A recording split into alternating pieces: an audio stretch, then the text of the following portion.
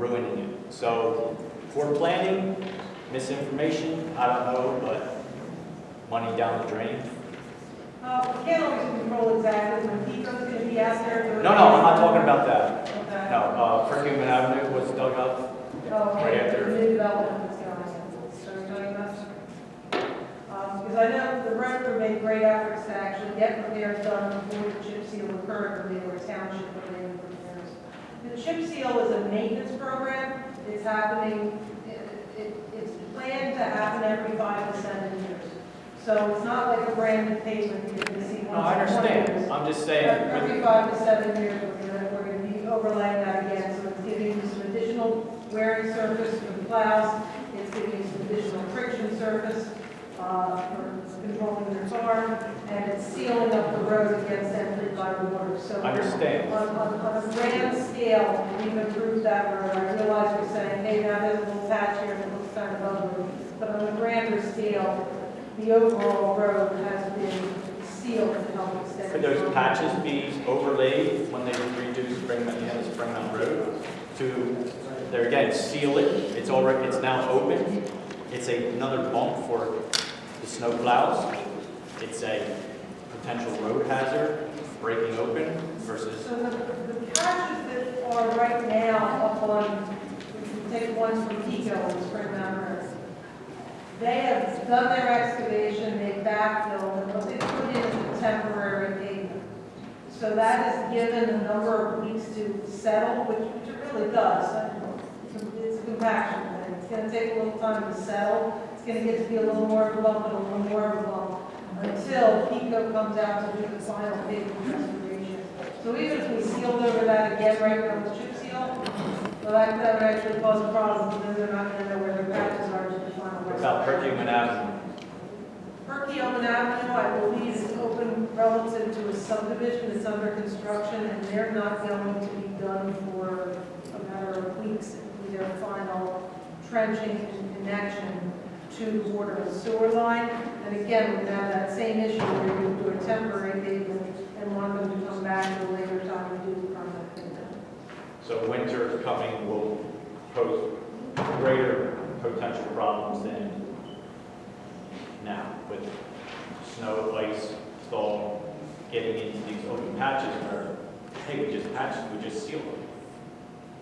So they won't be over chipped until possibly next year. Or will they just be skipped until 7 years when Fredrerick Avenue is?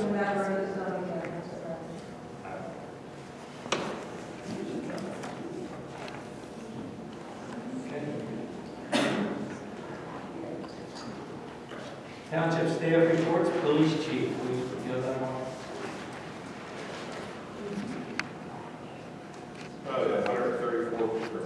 340 calls for service, 277 incidences were responded to, 63 incidences were covered by the state police.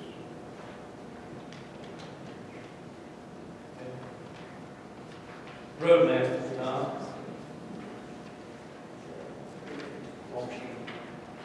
We had 7 sump pump inspections, we patched some potholes, and we're trying to get caught up on the road a little bit more.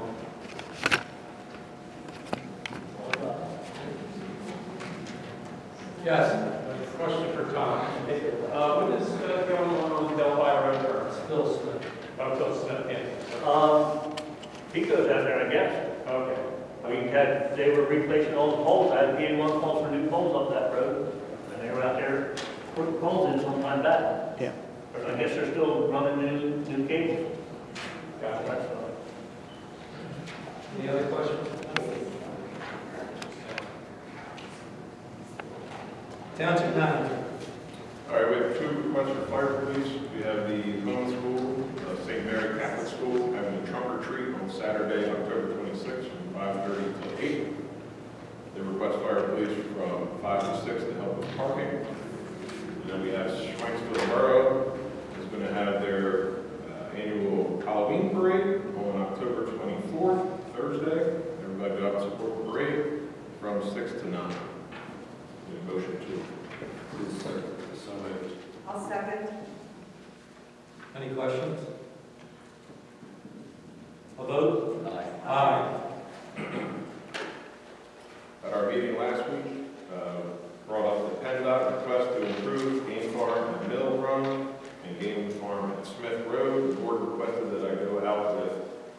Tom and look at those. We went out and looked at those and thought all the improvements would be a benefit to the township, and there really isn't anything extra there that needs to be done. So, the double yellow, we can just paint moving forward. We just need to make a motion to set the improvements to those intersections to help with safety. Also move. Second. Any questions? A vote? Aye. Aye. Solicitor? Yes, we have well, first, the Board of Supervisors conducted an executive session this evening before the public meeting at 7 p.m. I have a installation and maintenance agreement for grinder pumps and low-pressure sewer system. It was prepared by our office and has already been executed by the property owner, David Matthias, of 22 Evergreen Lane. Purpose of the maintenance agreement for the grinder pump and low-pressure system is for Mr. Matthias to tie into the Township sanitary sewer system. With the chance to listen to those, what was the purpose of the executive session? I'm sorry, it was a personnel. Again? Okay, thank you.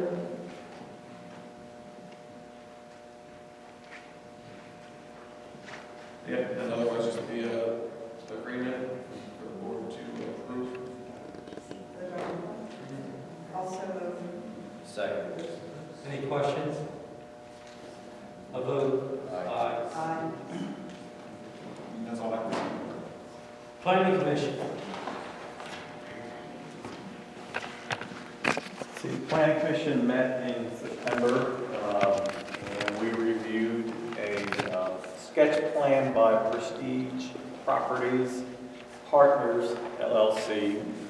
And that plan was for 51 lots on Little Road. It involved 3 parcels. The total acreage of the parcel is 87 acres roughly. So these are the lots. If you're going up Little Road past John Deere dealership, you'll see a horse farm on your left.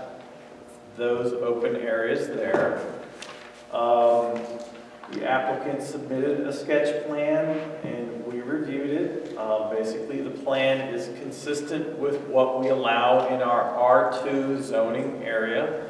The plan was devised so that we could actually preserve a large portion of open space. So the horse farm that you see now on the left-hand side is actually going to be moved up to the Saihaki parcel, which is further up the hill.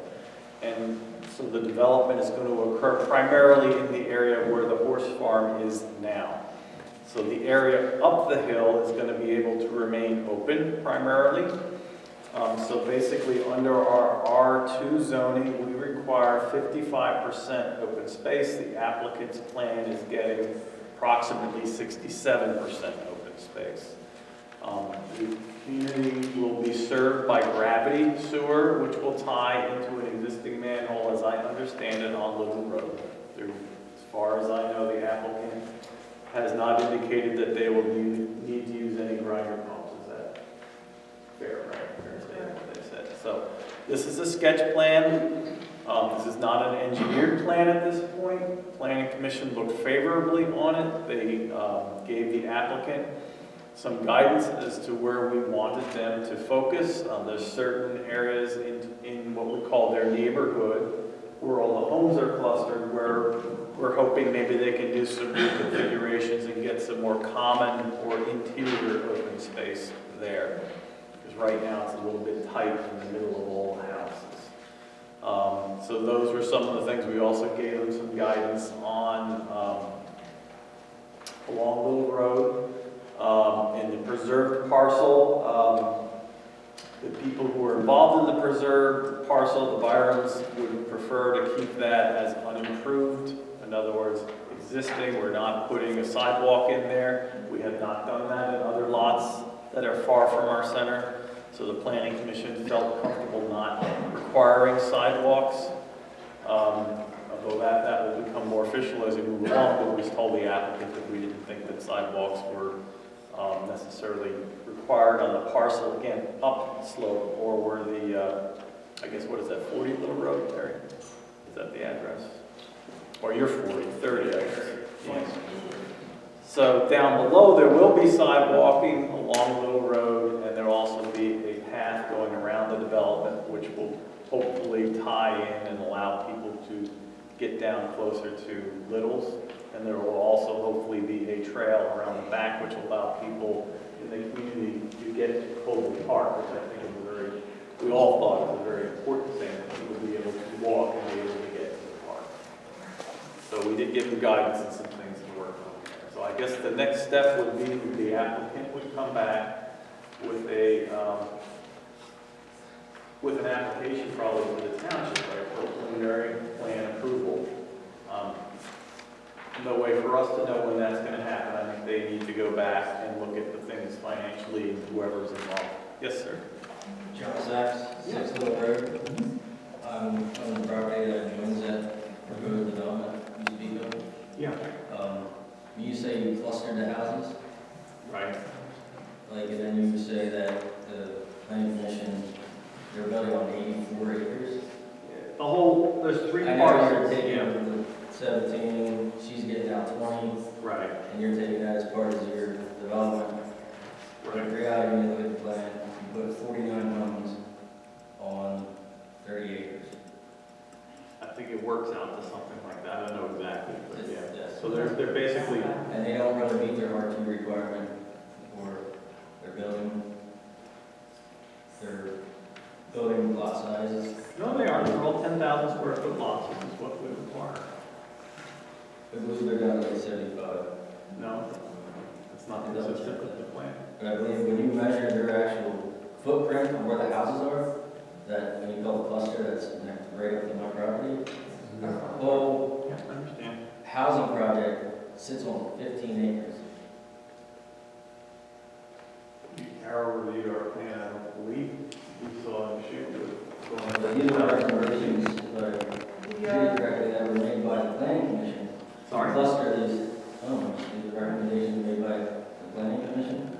We recommended in May that they explore the option of trying to preserve or trying to develop on the Byron property and to see whether the Byrons were receptive to relocating their horse farm upslope in exchange for the development moving down.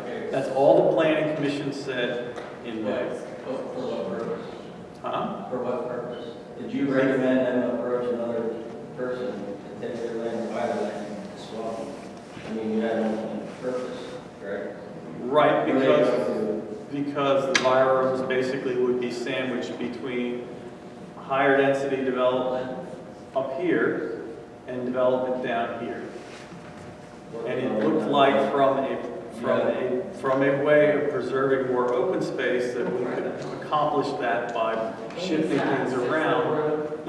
I'll be happy to, if I can just finish. So we were trying to shift things around to preserve our open space, but also having the higher density development closer to your core, where our infrastructure is, makes a lot of sense. Amy Sachs is Little Road. So how does that benefit? Okay, so she gains, the Byron town actually gains approximately 5 extra acres by swapping. And additional building lots, if I'm to understand that correctly? There is one parcel that they can, if they choose to, it can be subdivided. Right, so I don't get extra property being a resident, but because we swap to exchange of the land, she gets extra. Nobody's getting anything out of the ordinary. In other words, we're not doing anything that's outside the ordinance here. But she does get 5 additional acres, give or take, and extra building lots that she could sell off for a price, correct? What she or the Byrons have worked out with the developer is between them and the developer. It's not the planning commission telling them what to do. This is what we gave them instruction back in May to, we thought, explore the opportunity to move the horse farm up and to see how it would look having the density closer to our core. That's all we told them. They went and spoke with the Byrons and they worked out something between the two of them. I don't know financially how that works. So we have an opportunity here to gain the township something out of this, right? So if the higher density housing that we're speaking of is pushed further up Little Road, it would force the builder, right, to extend the sewer up further, which would benefit approximately 15, okay, extra homes for free. In theory, the builder would be footing the bill on the road frontage to get the sewer down to the sewer, to the manhole at the bottom of Little Road, which would be gravity fed and back down 29, correct? Actually, the sewering of those lots was also discussed with the other guy who was in here earlier. But right now, correct, but right now, that piping would be, in theory, falling back on the developer. If he were to install sewers up the road, Wouldn't that be our goal, is to hook people in? To I'm give people sorry. those options? I didn't hear what you asked. Wouldn't that be in the best interest to provide people options to be able to hook into a sewer system in a township that is aging? I would think that that would be beneficial in the long run for other residents, as we represent all residents. Right. And not just this builder, which we just heard from another builder that we're Right. having arguments with and conversations. Wouldn't we want our own folks to benefit from that? By extending that further out at someone else's cost? We had looked at extending or providing sewer to those people on Little Road on the Melbourne Hill tract. That is a discussion that took place, and that is another piece that's on the table for that tract. That's where we were looking at providing sewage for those homes. Well, correct me if I'm wrong, I mean, that last guy, I mean, he got bashed in here. Well, he's By adding homes, putting high-density clustering homes, he wanted to add more. And use the plan commission just did it right here. When it comes and spread out over 69 acres. You could have 2-acre lots, you put could have had 49 homes for jamming them in, 30 acres. and putting them at my front door.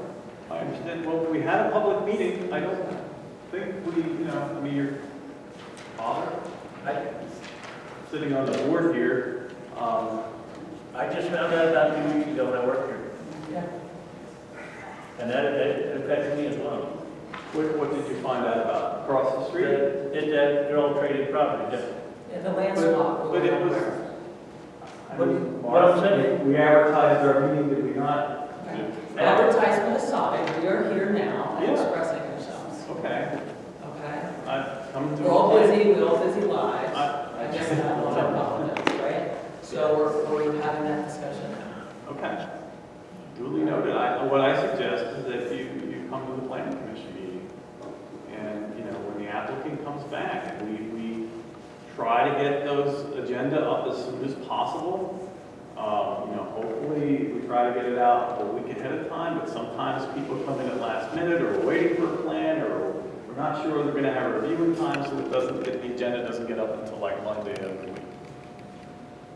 But we do try to, we do what we're supposed to do in terms of advertising. We work with our township manager to get that posted. Well, I put it out there as we're trying to protect the horses, right? Right. And the open space, that you also protect the residents. And the fact that we become the shortest distance between 2 points Right. of a development to get to Cobble Park. So you can put in all the trails you want, just like the deer, they don't follow the trails, they go where they need to be. So then we're a higher risk of liability and trespassing.